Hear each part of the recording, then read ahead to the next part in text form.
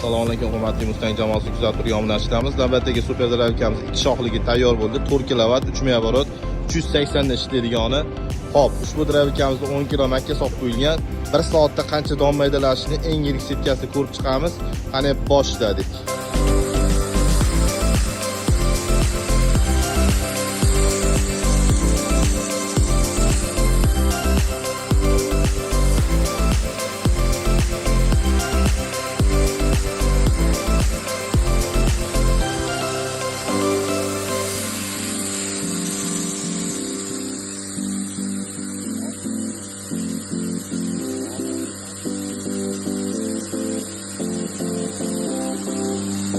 Lekin 30 sekund o'chiraylik.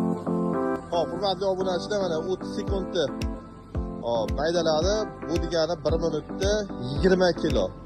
1 minutda 20 kilo bo'lgandan keyin 60 minutda 1 tonna 200 donni bemalol maydalab berdi. 4 kilovatda 2 bir oldin 500 kilo deb sotardik. Endi hozir bemalol 1 tonna maydalaydi. Lekin men sizlarga o'sha 500-600 kilo deb sotaman. Sababi baribir tokda o'sha mana tortmasini oxiriga chiqarishni tavsiya bermaymiz.